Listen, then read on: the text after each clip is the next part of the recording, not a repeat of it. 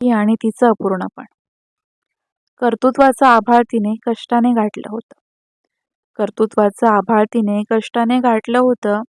यशाच्या त्या शिखरावरही एक शल्यमणी साठलं होतं. बुद्धिरूपण गुणांची तिला देणगी होती न्यारी. बुद्धिरूपण गुणांची तिला देणगी होती न्यारी. पण वांजोटी या शब्दाची जखम होती भळभळली उरी. लोक म्हणतात काय उपयोग पाळणा नाही हल्ला. लोक म्हणतात काय उपयोग पाळणा नाही हल्ला. सोन्यासारखा संसार तिचा मातीतच मिळाला.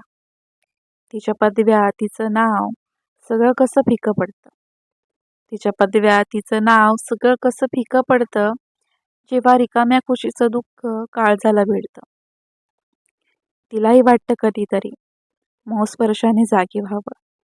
तिलाही वाटतं कधीतरी मौस्पर्शाने जागी व्हावं. इवल्याशा त्या हाताने गालाला कोणी शिवून जावं. कपाळावरच्या घामाचा मग अर्थच बदलून जाईल. कपाळावरच्या घामाचा मग अर्थच बदलून जाईल. थकल्या भागल्या जीवाला घराचं घरपण येईल. कुणी म्हणतं नशीब खोटं, कुणी म्हणतं शाप आहे. कुणी म्हणतं नशीब खोटं, कुणी म्हणतं शाप आहे. दुसऱ्याला नावं ठेवणं खरंच किती सोपं आहे. तिच्या मनातली ती ओढ कुणालाच का दिसत नाही. तिच्या मनातली ती ओढ कुणालाच का दिसत नाही.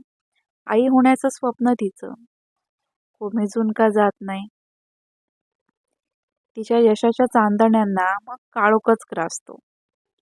तिच्या यशाच्या चांदण्यांना मग काळोखच ग्रासतो जेव्हा रिकाम्या पाळण्याचा गराडा घरात असतो. कर्तृत्व सारं असूनही ती जगासमोर हारते.